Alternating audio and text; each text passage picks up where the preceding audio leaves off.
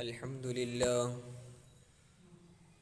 لله وكفى وسلام على عباده الذين اصطفى أما بعد فأعوذ بالله من الشيطان الرجيم بسم الله الرحمن الرحيم ولقد أرسلنا موسى بآياتنا أن أخرج قومك من الظلمات إلى النور وذكرهم بأيام الله إن في ذلك لآيات لكل صبار شكور وإذ قال موسى لقومه اذكروا نعمة الله عليكم إذ أنجاكم من آل فرعون يسومونكم سوء العذاب ويذبحون أبناءكم ويستحيون نساءكم وفي ذلكم بلاء من ربكم عظيم صدق الله العظيم۔ پچھلی کچھ مجلسوں سے سورہ ابراہیم کی تفسیر چل رہی ہے۔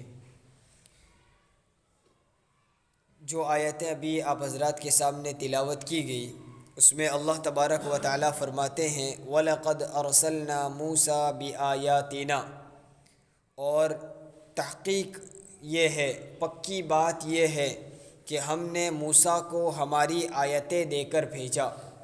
اللہ تبارک و تعالیٰ اپنے جلیل القدر نبی حضرت موسیٰ علیہ السلام کے متعلق فرماتے ہیں کہ ہم نے موسیٰ کو ہماری آیتیں دے کر بھیجا۔ آیتوں سے مراد توریت کی آیتیں بھی ہو سکتی ہے کہ موسیٰ علیہ السلام پر اللہ تعالیٰ نے کتاب توریت نازل فرمائی تھی، تو اس کی آیتیں بھی مراد ہو سکتی ہے۔ تو مطلب یہ ہوگا کہ ہم نے موسیٰ کو توریت کی آیتیں دے کر بھیجا، تو توریت کی آیتیں سن کر لوگوں کو چاہیے کہ ان پر ایمان لے آئے، ان کی بات کو تسلیم کر لے۔ اور آیات کا ایک اور معنی بھی ہے، آیات کا ایک معنی معجزات بھی ہے۔ معجزہ کس کو کہتے ہیں؟ اللہ کے کسی پیغمبر کے ہاتھوں سے، پیغمبر کے ذریعے سے کسی ایسی چیز کا پیش آنا جو عام طور پر لوگوں سے پیش نہیں آتی، لوگوں سے ہو نہیں سکتی ہے۔ ما فوق العادت جس کو کہتے ہیں، خرق عادت کے خلاف کوئی ایسی چیز، انوکھی چیز پیغمبر کے ذریعے سے ہاتھوں سے ظاہر ہو تو اس کو کہیں گے معجزہ۔ تو اللہ رب العزت فرماتے ہیں ہم نے موسیٰ کو ہمارے معجزات دے کر بھیجا۔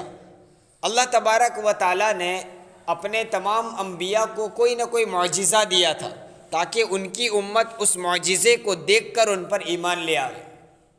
جیسے ہمارے نبی حضرت محمد الرسول اللہ صلی اللہ علیہ وسلم کو اللہ تعالیٰ نے بہت سارے معجزات سے نوازا تھا۔ چاند کے 2 ٹکڑوں کا ہو جانا، انگلیوں سے پانی کا بہنا، کنویں کا پانی اوپر آ جانا، چشمے کا ابل پڑنا وغیرہ، بہت سارے معجزات جو ہر انسان سے نہیں ہو سکتے۔ ہم چاند کی طرف انگلی سے اشارہ کریں تو چاند کے 2 ٹکڑے ہونے والے نہیں ہیں۔ اللہ تبارک و تعالیٰ نے اپنے نبی کے ذریعے سے بات ظاہر کی، اور یہ صرف کسی کی آنکھ کا دھوکہ ہو ایسا نہیں تھا۔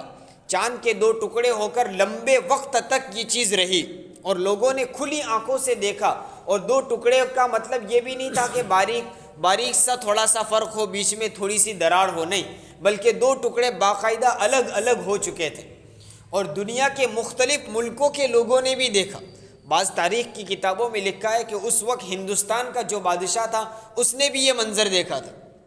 یہ حالانکہ حضور کا وہ معجزہ عرب میں ہوا، مکہ میں رہتے ہوئے حضور صلی اللہ علیہ وسلم نے چاند کی طرف یہ اشارہ کیا اور 2 ٹکڑے ہو گئے، لیکن ملک ہندوستان کا بادشاہ نے بھی وہ چیز دیکھی۔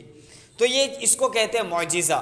اللہ تبارک و تعالیٰ فرماتے ہیں ہم نے موسیٰ کو بھی اپنے معجزات دے کر بھیجا۔ موسیٰ علیہ السلام کو بھی اللہ تعالیٰ نے بہت سارے معجزات عطا فرمائے تھے۔ جیسے حضرت موسیٰ علیہ السلام بغل میں ہاتھ داخل فرماتے اور پھر ہاتھ نکالتے تو وہ سورج کی طرح روشن ہو جاتا تھا۔ اللہ رب العزت نے ایک اور معجزہ موسیٰ علیہ السلام کو عطا فرمایا تھا کہ فرعون سے جب مقابلہ ہوا اس نے جادوگروں کو بلایا اور کیا ہے کہ بناوٹی مصنوعی سانپ چھوڑے گئے، تو اللہ تبارک و تعالیٰ کے حکم سے موسیٰ علیہ السلام نے اپنے عصے کو، اپنی لاٹھی کو زمین پر ڈال دیا۔ جیسے ہی لاٹھی کو زمین پر ڈالا تو بہت بڑا اژدہا بن گیا اور وہ جادوگروں کے چھوڑے ہوئے چھوٹے چھوٹے سانپ کو وہ نگل گیا۔ تو یہ موسیٰ علیہ السلام کا معجزہ تھا۔ اللہ رب العزت فرماتے ہیں کہ ہم نے موسیٰ کو اپنے معجزات دے کر بھیجا تاکہ ان کی امت ان معجزات کو دیکھ کر، ان انوکھی باتوں کو دیکھ کر مان لے کہ یہ واقعی اللہ کے نبی ہے، لہٰذا ان پر ایمان لے آئے۔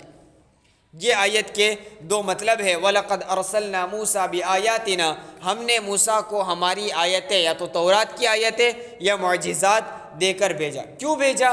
یہ آیتیں دینے کی کیا وجہ تھی؟ ان اخرج قومک من الظلمات الی النور، کہ وہ موسیٰ علیہ السلام کو کہہ رہے تھا کہ اے موسیٰ آپ اپنی قوم کو نافرمانی اور گناہوں کی اندھیریوں سے اللہ کی فرما برداری اور ایمان کے نور کی طرف لے آئیں۔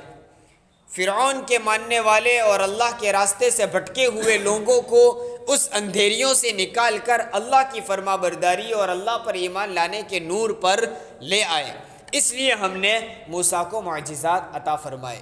تو مطلب یہ ہوا کہ ہم نے نبوت عطا فرمائی اور معجزات دیے تاکہ یہ لوگ موسیٰ کی قوم موسیٰ علیہ السلام کو دیکھ کر گناہوں کی، معصیت کی، نافرمانی کی زندگی سے نکل کر اللہ کی فرما برداری اور اللہ پر ایمان لانے کی نورانی اور روشنی والی زندگی میں آ جائے، یہ مقصد تھا۔ یہاں ایک نقطہ سمجھنے کی ضرورت ہے۔ جب ہم نے یہ سورت شروع کی تھی تو سورت کے شروع میں بھی یہ مضمون آیا تھا۔ اللہ تبارک و تعالیٰ اپنے محبوب کو فرماتے کتاب انزلناہ الیک، اے میرے محبوب ہم نے آپ کی طرف ایک کتاب اتاری۔ کیوں اتاری؟ لتخرج الناس من الظلمات الی النور، تاکہ آپ اللہ سے بھٹکے ہوئے لوگوں کو ان اللہ کی نافرمانی کی اندھیریوں سے نکال کر اللہ کی فرما برداری اور ایمان کی روشنی میں لے آئیں۔ اللہ کے رسول صلی اللہ علیہ وسلم یعنی ہمارے نبی محمد رسول اللہ صلی اللہ علیہ وسلم کو بھی یہ بیان فرمایا تھا کہ قرآن ہم نے اس لیے عطا کیا تاکہ کفر و شرک کی اندھیری سے نکال کر اللہ کی فرما برداری اور ایمان کے نور میں آپ لے آویں۔ موسیٰ علیہ السلام کے بارے میں بھی اللہ فرماتے ہیں کہ ہم نے آیتیں عطا فرمائی تاکہ آپ اپنی قوم کو کفر و معصیت کے اندھیروں سے نکال کر اللہ کی فرما برداری اور ایمان کی روشنی میں لے آئے۔ لیکن دونوں جگہ میں تھوڑا فرق ہے۔ اس سے پتہ چلے گا موسیٰ علیہ السلام کی نبوت اور میرے اور آپ کے آقا محمد رسول اللہ صلی اللہ علیہ وسلم کی نبوت کے بارے میں۔ جب موسیٰ علیہ السلام کے بارے میں فرمایا تو کہا ان اخرج قومک، تاکہ آپ اپنی قوم کو نکالیں اندھیروں سے اجالوں کی طرف۔ کس کو نکالے؟ قومک، اپنی قوم کو۔ اور جب آخری نبی محمد الرسول اللہ صلی اللہ علیہ وسلم کا ذکر تھا تو اللہ نے فرمایا لتخرج الناس، تاکہ آپ لوگوں کو نکالیں، ایک قوم نہیں کہا، تاکہ آپ قریش کو، بنو ہاشم کو یا مکہ والوں کو یا اہل عرب جزیرۃ العرب کو، سعودی عرب والوں کو یہ نہیں فرمایا، بلکہ فرمایا لتخرج الناس، تاکہ تمام لوگوں کو۔ اس میں اشارہ ہے کہ موسیٰ علیہ السلام کی نبوت ان کی ایک قوم کے لیے تھی اور نبی کریم صلی اللہ علیہ وسلم کی نبوت پوری دنیا کے تمام انسانوں کے لیے ہے۔ ایک ایک لفظ میں اللہ تبارک و تعالیٰ کی طرف سے حکمتیں بھری ہوئی۔ یہ قرآن صرف سرسری پڑھ لینے کی کتاب نہیں ہے۔ دیکھیے مفسرین نے کتنا غور کیا اور اللہ نے کیسے نکات مفسرین کے ذہنوں میں ڈالے کہ یہاں الناس کہا ہے اور وہاں قومک کہا ہے، دونوں میں بڑا فرق ہے۔ تو الغرض فرمایا وَلَقَدْ أَرْسَلْنَا مُوسَىٰ بِآيَاتِنَا، ہم نے موسیٰ کو ہماری آیتیں دے کر بھیجا، ان اخرج قومک من الظلمات الی النور، تاکہ اے موسیٰ آپ اپنی قوم کو کفر و معصیت کی اندھیریوں سے نکال کر اللہ کی فرما برداری اور ایمان کے نور کی طرف لے آئیں۔ دوسرا کیا کام کرنا ہے؟ فرمایا وَذَكِّرْهُمْ بِأَيَّامِ اللَّهِ، اور اے موسیٰ ان کو یعنی آپ اپنی قوم کو اللہ کے ایام، اللہ کے دن یاد دلاؤ۔ اب اللہ کے دن سے کیا مراد ہے؟ ایام یوم کی جمع ہے، بہووچن ہے۔ یوم کا معنی ہوتا ہے دن، ایام اللہ، اللہ کے دن، اس کے بھی دو معنی ہیں۔ اللہ کے دن ایام اللہ کا ایک مطلب یہ ہے کہ وہ دن یاد دلاؤ جس دن میں کوئی خاص واقعہ پیش آیا یا کوئی خاص انقلاب اور بدلاؤ ہوا ہو۔ بعض واقعات ایسے ہوتے ہیں جس سے دنیا میں بڑا انقلاب برپا ہو جاتا ہے، بڑا بدلاؤ آ جاتا ہے، ان واقعات کی وجہ سے ان کے ناموں کے ذریعے سے بھی لوگ یاد رکھتے ہیں۔ جیسے آج کل ہمارے تذکروں میں ہوتا ہے، بھئی کب کی بات ہے؟ لاک ڈاؤن سے بھی پہلے کی بات۔ کیوں؟ لاک ڈاؤن ایک ایسا واقعہ پیش آیا، کورونا ایک ایسی وبا آئی کہ جس کی وجہ سے پوری دنیا میں ایک انقلاب اور بدلاؤ پیدا ہو گیا۔ اب اس سے لوگ تاریخیں یاد رکھتے ہیں، واقعات یاد رکھتے ہیں، لاک ڈاؤن کے زمانے کی بات ہے، کوئی کہتا ہے لاک ڈاؤن سے پہلے ہوا تھا وغیرہ۔ تو اس طرح کے واقعات میں نصیحتیں ہوا کرتی ہیں۔ اللہ تبارک و تعالیٰ کہتے ہیں ایسے خاص خاص واقعات جس میں یا تو اللہ کا عذاب آیا ہو یا اللہ کی کوئی نعمت اس میں اتری ہو، اس کو یاد دلاؤ۔ تو ایک مطلب کہ اس کے کوئی خاص واقعات یاد دلاؤ جس میں اللہ کا کوئی عذاب اگلی امتوں پر آیا ہو، تاکہ ان کو یاد کر کے لوگوں کے دلوں میں اللہ کا خوف پیدا ہو۔ لوگ جو نافرمانی کی طرف آ چکے ہیں، اگلے لوگوں کے واقعات اور ان کے زمانے میں آئے ہوئے عذابات کو سن کر وہ سیدھے راستے پر آ جائے۔ اس لیے قرآن میں ایسے واقعات بھی جا بجا ذکر کیے، جیسے فرعون کا واقعہ بار بار یاد دلایا جاتا ہے۔ کیوں؟ کہ فرعون نافرمان تھا تو اس پر کیسا عذاب آیا، اس کو دیکھ کر، اس کو سن کر اللہ کے بندے اللہ کی فرما برداری کی طرف آ جائے۔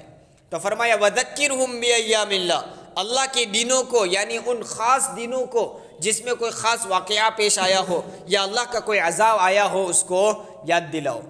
اور ایام اللہ کا ایک معنی اللہ کی نعمتیں بھی ہے، کہ تم یاد دلاؤ ان کو اللہ کی نعمتیں۔ چونکہ کسی محسن کے احسان یاد دلائے جائے، کسی انعام کرنے والے کے انعام یاد دلائے جائے، تو اب اس کی نافرمانی کرنے سے انسان شرماتا ہے۔ موسیٰ علیہ السلام کو کہا جا رہا ہے اپنی قوم کو اللہ کے احسان یاد دلاؤ۔ موسیٰ علیہ السلام کی قوم پر بھی اللہ نے بہت سارے احسان فرمائے۔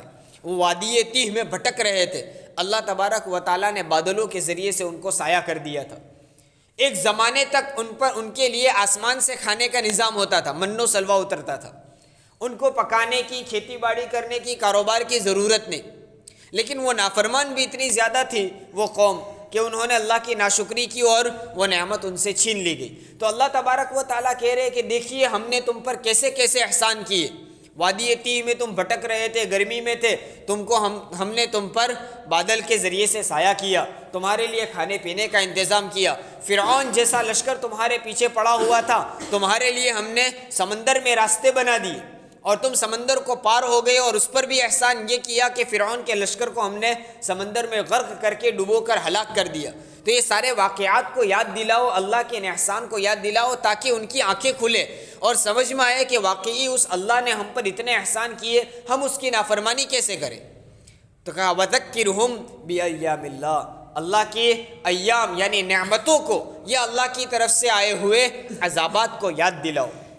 یاد دلانے سے وہ سیدھے راستے پر آئیں گے۔ دیکھیے قرآن کریم کا ایک عام اسلوب یہ ہے کہ جب وہ کسی چیز کا حکم دیتا ہے تو اس حکم کو پورا کرنے کا طریقہ بھی بتا دیتا ہے۔ یہ اللہ کا احسان ہے، ورنہ مالک کا کام تو کیا ہوتا ہے؟ آرڈر کرنا، بے فلاں کام کرو۔ اب نوکر بار بار پوچھنے جب یہ کیسے کروں، یہ مال وہاں سے یہاں پہنچانا ہے کیسے کروں، تو مالک بھی کہے گا تجھے تو کچھ آتا ہی نہیں، کتنے جوابات دوں۔ لیکن یہ اللہ کا احسان ہے کہ اللہ ہمیں حکم بھی دیتا ہے، اس حکم کو پورا کرنے کا طریقہ بھی بتاتا ہے۔ اللہ تبارک و تعالیٰ نے اپنے نبی موسیٰ علیہ السلام کو حکم دیا کہ تم اپنی قوم کو اللہ کی نافرمانی کی اندھیریوں سے نکال کر اللہ کی فرمانبرداری کی روشنی میں لے آؤ، یہ حکم تھا۔ اب اس حکم کو پورا کیسے کرے، تو اللہ نے موسیٰ علیہ السلام کو طریقہ بھی بتا دیا۔ پورا کرنے کا طریقہ یہ ہے کہ اللہ کے خاص دنوں کو یاد دلاؤ، جن دنوں میں اللہ کا کوئی عذاب آیا ہو، یا ان دنوں کو یاد دلاؤ جس میں اللہ نے کوئی احسان کیا، ان کو یاد دلاؤ تو وہ خود بخود اللہ کی فرمانبرداری کی طرف آنے لگیں گی۔ یہ اللہ تبارک و تعالیٰ نے اپنے نبی کو ایک طریقہ بھی بتا دیا۔ وَذَكِّرْهُمْ بِأَيَّامِ اللَّهِ إِنَّ فِي ذَلِكَ لَآيَاتٍ لِكُلِّ صَبَّارٍ شَكُورٍ۔ آگے اللہ فرماتے ہیں ان میں، یعنی اللہ کے ان دنوں کو یاد دلاؤ گے تو اس میں بڑی نشانیاں ہیں، بڑی علامتیں ہیں اللہ کو پہچاننے کی، اللہ کو یاد کرنے کی، اللہ کی فرمانبرداری کی طرف لانے کی بہت ساری نشانیاں ہیں۔ لیکن یہ نشانیاں کن لوگوں کے لیے ہیں؟ لِكُلِّ صَبَّارٍ شَكُورٍ، ہر اس شخص کے لیے جو بہت زیادہ صبر کرنے والا اور بہت زیادہ شکر کرنے والا ہو۔ کہنا یہ چاہتے ہیں کہ جو آدمی نافرمان ہے اور اس میں نافرمانی کی ٹھان رکھی ہے، اس کو کبھی سیدھے راستے پر آنا ہی نہیں ہے، اس کو جتنا سمجھاؤ، اس کو جتنے احسان یاد دلاؤ اور جتنے عذاب بھی یاد دلاؤ، وہ کبھی راہ راست پر نہیں آنے والا۔ بعض کفار وہ ہوتے ہیں جنہوں نے کفر کی ٹھان لی ہو، ان کو کبھی اس سے ہٹنا ہی نہیں ہے۔ ان کو واضح طور پر صحیح دلیلوں کے ساتھ سمجھایا بھی جائے اور ان کی سمجھ میں بھی آ جائے کہ واقعی حقیقی مالک کون ہے، تو بھی ان کو ماننا نہیں ہے تو نہیں مانیں گے۔ ہٹ درمی اور ضد ہوتی ہے۔ اللہ رب العزت کہتے ہیں بعض وہ ہوں گے جو بالکل نافرمان ہوں گے، ہٹ درم ہوں گے، وہ کبھی اپنے راستے سے ہٹیں گے نہیں، کبھی صحیح راستے پر آئیں گے نہیں۔ ہاں، ان اللہ کے انعامات اور اللہ کے عذاب کو دیکھ کر عبرت حاصل کرنے والے کون ہوں گے؟ وہی لوگ ہوں گے جو صبر کرنے والے اور شکر کرنے والے ہیں۔ اور صبر و شکر کرنے والے کون ہیں؟ مومنین۔ چونکہ ایک روایت میں حضرت انس رضی اللہ تعالیٰ عنہ فرماتے اللہ کے رسول صلی اللہ علیہ وسلم نے فرمایا ایمان کے 2 حصے ہیں، آدھا صبر اور آدھا شکر۔ یہ مومن کی شان ہے کہ جب اس پر کوئی پریشانی مصیبت آتی ہے تو وہ صبر کرتا ہے، شکوہ شکایت نہیں کرتا، ہائے واویلا نہیں کرتا، اللہ کی شکایت بندوں سے نہیں کرتا۔ بعض لوگوں کی زبان سے ایسے الفاظ بھی نکل جاتے ہیں، اس سے بچنا چاہیے۔ کوئی مصیبت آ گئی، پریشانی آ گئی تو بعض لوگ بولتے ہیں اللہ کو ہمارا ہی گھر دکھا، ہمارے ہی لوگ دکھے۔ نہیں، اس وقت ہمیں صبر کرنا ہے۔ مومن کی شان یہ ہے کہ جب کوئی پریشانی مصیبت آئے تو وہ صبر سے کام لیتا ہے، اور جب اللہ کوئی انعام عطا فرمائے تو اس کا شکر ادا کرتا ہے۔ یہ شکر اور صبر یہ مومن کی شان ہے۔ شکر کی بھی دیکھیے، ایک شکر ہوتا ہے لسانی یعنی زبانی، اللہ نے کوئی احسان کیا، ہمیں جو نعمتیں ملی ہے ان نعمتوں کو یاد کر زبان سے شکر ادا کرنا، اللہ کا احسان ہے، الحمدللہ پڑھنا، اللہ کا احسان اور شکر بجا لانا، یہ زبان سے ہے۔ اور ایک شکر عملی بھی ہے۔ عملی شکر کیا ہے؟ اللہ نے جو انعام ہمیں عطا فرمائے ہیں، جو نعمتیں ہمیں دی ہیں، ان نعمتوں کا صحیح استعمال کرنا، یہ بھی شکر میں داخل ہے۔ جیسے اللہ نے ہمیں زبان عطا فرمائی، یہ اللہ کا ایک انعام ہے، نعمت ہے، اس نعمت کو صحیح استعمال کرنا، اللہ کی نافرمانی میں استعمال نہ کرنا، یہ بھی شکر ہے۔ آنکھ کی نعمت اللہ نے عطا فرمائی ہے تو اللہ کی نافرمانی اور اللہ کی ناراضگی والے کاموں میں اس کا استعمال نہ کرنا اور اللہ کی فرما برداری والے کاموں میں استعمال کرنا، یہ بھی شکر ہے۔ تو مومن کی شان یہ ہے کہ وہ شکر اور صبر سے کام لیتا ہے، اور انہی لوگوں کے لیے اللہ کے انعامات میں اور اگلی لوگوں پر کیے ہوئے عذاب کے واقعات میں عبرت ہے۔ ان فی ذلک لآیات لکل صبار شکور۔ اسی مضمون کو مزید آگے بیان فرماتے ہیں، وَإِذْ قَالَ مُوسَىٰ لِقَوْمِهِ، اور اس وقت کو یاد کرو جب ہم نے موسیٰ کو کہا، جب موسیٰ نے اپنی قوم سے کہا، موسیٰ علیہ السلام نے جب اپنی قوم سے کہا، کیا کہا؟ اذکروا نعمت اللہ علیکم، تم یاد کرو۔ موسیٰ علیہ السلام اپنی قوم کو کہہ رہے ہیں کہ تم یاد کرو اللہ کے اس انعام کو جو تم پر کیا۔ کون سا انعام؟ اذ انجاکم من آل فرعون، جب اس نے یعنی اللہ نے تم کو فرعون کی قوم سے نجات دی، اس وقت کو یاد کرو۔ یعنی یہ واقعہ یاد دلا کر موسیٰ علیہ السلام اپنی قوم کو سمجھا رہے ہیں کہ دیکھیے ایک وقت وہ تھا تم بے بس تھے، تمہارے پیچھے موسیٰ کا ایک فرعون کا لشکر پڑا ہوا تھا، تم بھاگتے بھاگتے دریے کے کنارے پر پہنچ گئے، تمہارے لیے کوئی راستہ نہیں تھا۔ اس وقت صرف اللہ نے تمہیں بچایا، تمہارے لیے راستے بنا دیے اور تم اس راستوں سے پورے دریا کو پار کر گئے، اور پیچھے موسیٰ علیہ السلام فرعون کا قوم کا لشکر آیا اور اللہ نے اس کو سمندر کے بیچ میں پہنچا کر غرق کر دیا۔ اللہ موسیٰ علیہ السلام اپنی قوم کو یاد دلا رہے ہیں، یاد دلا کر کیا کہنا چاہتے ہیں کہ اللہ نے تم پر یہ انعام کیا، اس کی فرما برداری کرو، اس کی نافرمانی نہ کرو۔ اذ انجاکم من آل فرعون، جب تم کو اس نے فرعون کی قوم سے نجات دی۔ کون فرعون؟ یسومونکم سوء العذاب، جو تم کو دردناک عذاب دیا کرتا تھا، دردناک سزائیں دیا کرتا تھا، خطرناک سزائیں دیا کرتا تھا۔ جو شخص اس کو رب نہ مانے، فرعون کو جو اپنا خدا نہ مانے، اسے قتل کروا دیا کرتا تھا۔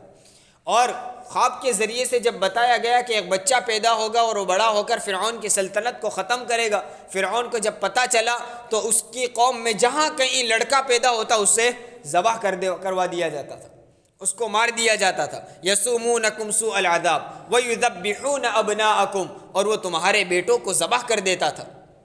اور پتہ نہیں ہزاروں لاکھوں بچوں کو اس نے ذبح کروا دیا۔ وَيَسْتَحْيُونَ نِسَاءَكُمْ، اور عورتوں کو چھوڑ دیتا تھا۔ کسی کے گھر میں بچی پیدا ہوئی، لڑکی پیدا ہوئی تو اسے نہیں مرواتا تھا، اسے زندہ۔ کیوں؟ تاکہ یہ عورتیں کل کو بڑی ہو کر ہماری خادمائیں بنیں، ہمارے گھر کے کام کاج کیا کریں۔ تو اس کا ان عورتوں کو چھوڑ دینا بھی کوئی احسان نہیں تھا۔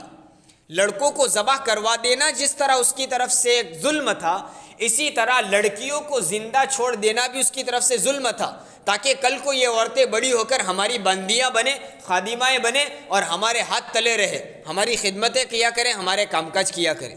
تو ایسا فرعون جو تم کو سخت سزائیں دیتا تھا، وَيُذَبِّحُونَ أَبْنَاءَكُمْ، تمہارے بچوں کو ذبح کروا دیا کرتا تھا، وَيَسْتَحْيُونَ نِسَاءَكُمْ، تمہاری بچیوں کو وہ زندہ چھوڑ دیتا تھا تاکہ اس کی خدمت کو کام آئے۔ ایسے فرعون ظالم بادشاہ سے اذ انجاکم من آل فرعون، جب تم کو اللہ نے اس فرعون سے نجات دی، اس وقت کو یاد کرو۔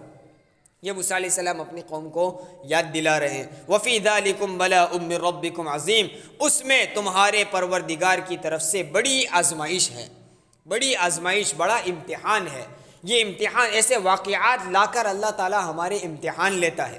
مصیبتیں مسلمانوں پر جو آتی ہے تو اس کی ایک وجہ یہ بھی ہوتی ہے کہ مسلمان نافرمان ہو گئے، اللہ کو بھول گئے، اور اس کی ایک وجہ یہ بھی ہوتی ہے کہ اس میں امتحان لیا جائے کہ کون واقعی اللہ کا فرما بردار ہے اور کون نافرمان ہے، کون ان پریشانیوں کے باوجود اللہ کے بتائے ہوئے راستے پر قائم رہتا ہے اور کون ان مصیبتوں کا شکار ہو کر اللہ کو بھول جاتا ہے۔ اس میں ہمارے لیے بڑا امتحان ہوا کرتا ہے۔ اس لیے ایسے موقع پر بہت سنبھل کر چلنا چاہیے۔ اللہ تعالیٰ کی طرف سے جو امتحان آئے تو اس امتحان میں ہمیں کامیابی کی کوشش کرنا چاہیے، اور اللہ سے مانگنا بھی چاہیے کہ ہم کمزور ہیں، ناقص ہیں، ادھورے ہیں، کمزور ایمان والے ہیں، فتنوں کا زمانہ ہے، ہم امتحان کے لائق نہیں۔ اللہ سے مانگے اللہ تو ہمارا امتحان نہ لے، اگر لے بھی لیا تو کامیاب بھی تو ہی کروا دے۔ تو الغرض ایسے واقعات میں اللہ تبارک و تعالیٰ کی طرف سے بڑا امتحان ہوا کرتا ہے، تو ایسے موقع پر شکوہ شکایت کرنے سے یا اللہ سے نا امید ہونے سے بچنا چاہیے۔ اللہ تعالیٰ سے ہمیشہ ہمیں امید رکھنی چاہیے۔ دیکھیے عام طور پر بہت سارے لوگوں کی شکایت یہ ہوتی ہے کہ مسلمان ہی پریشان کیوں، جب دنیا اللہ کی، حقیقت میں مالک اللہ ہے، خالق وہ ہے اور ہم اسی کو مانتے ہیں، تو پریشانی بھی ہم پر کیوں، دوسروں پر کیوں نہیں؟ تو ایک بات یاد رکھنی چاہیے، جو اپنا ہوتا ہے اسی کو ڈانٹ ڈپٹ کر کے سدھارا جاتا ہے۔ ہم ہماری اولاد سے محبت کرتے ہیں، اس لیے کیا کرتے ہیں، جب وہ ایک عمر کو پہنچ جاتی ہے جو اس کے علم حاصل کرنے کا، اسٹڈی کا زمانہ ہے، تو اس کے نہ چاہتے ہوئے بھی مار مار کر اسکول بھیجتے ہیں، مار کر مدرسے بھیجتے ہیں۔ وہ بچہ کہے کہ میری پڑوس میں بھی ایک بچہ رہتا ہے، کبھی آپ نے اس کو مار کر اسکول نہیں بھیجا، میں تمہاری اولاد اور تم مجھے مار کر کیوں بھیجتے ہو؟ تو ہم کیا کہیں گے، بیٹا آپ کے فائدے کے لیے ہم کرتے، تجھ سے محبت ہے اسی لیے تو ہم کرتے ہیں۔ مسلمانوں پر جو پریشانی آتی ہے وہ اس وجہ سے کہ اللہ اپنے ان خاص بندوں سے، اپنے ان فرما برداروں سے، ان مسلمانوں سے محبت کرتا ہے۔ جب وہ راستہ بھٹکنے لگتے، اللہ چاہتا نہیں ہے کہ وہ بھٹک جائے، اس لیے ان کو مار کر یا کسی بھی طرح پر تھوڑی پریشانی دے کر یاد دلاتا ہے کہ واپس اپنے راستے پر آ جاؤ۔ مزید یہ دنیا جو ہے ہمارے لیے ایک قید خانہ ہے اور غیروں کے لیے وہ جنت ہے۔ الدنیا سجن المؤمن و جنت الکافر، کافروں کے لیے جنت ہے، ان کو آرام کرنے دو۔ ہمارے لیے تو ابھی قید خانہ ہے، قید خانے میں آشائش نہیں ہوا کرتی، قید خانے میں آرام نہیں ہوا کرتا، قید خانے میں پریشانیاں رہتی ہے، اس لیے تھوڑے دن کی پریشانیوں کو برداشت کر لو، پھر تمہارے لیے جنت ہوگی اور نہ ماننے والوں کے لیے، کفار کے لیے عذاب ہوگا۔ تو الغرض ایسے موقعوں پر جو کچھ پریشانی آئے تو ہمیں مثبت سوچ رکھنی چاہیے، اپنی سوچ کو نیگیٹو نہ بنائے، پوزیٹیو بنائے، اچھا سوچیں گے اچھے فیصلے ہوں گے۔ اللہ تبارک و تعالیٰ خود فرماتے ہیں انا عند ظن عبدی بی، میں اپنے بندوں کے ساتھ ایسا ہی معاملہ کرتا ہوں جیسا وہ میرے سے گمان رکھتے ہیں۔ جو آدمی یوں گمان رکھے کہ ہمیں اپنا تو ہمیشہ پریشانی جو ہوتی ہے، مصیبت، اپنا کام تو کبھی ٹھیک ہوتا ہی نہیں، جو یہ گمان رکھتا ہے اس کا کبھی کام کوئی اچھا ہوتا ہی نہیں۔ اور جو لوگ کوئی مصیبت بھی آئے اس میں اچھا پہلو تلاش کرتے ہیں کہ چلے یہ پریشانی آئی لیکن یہ اچھائی بھی تو ہے، اچھائی کو تلاش کرتا ہے، اللہ تعالیٰ اس کے لیے اور آسانیاں عطا کر دیتے ہیں۔ اللہ تبارک و تعالیٰ ہم سب کو عمل کرنے کی توفیق عطا فرمائے۔ آمین۔ وآخر دعوانا سبحان اللہ وبحمدہ۔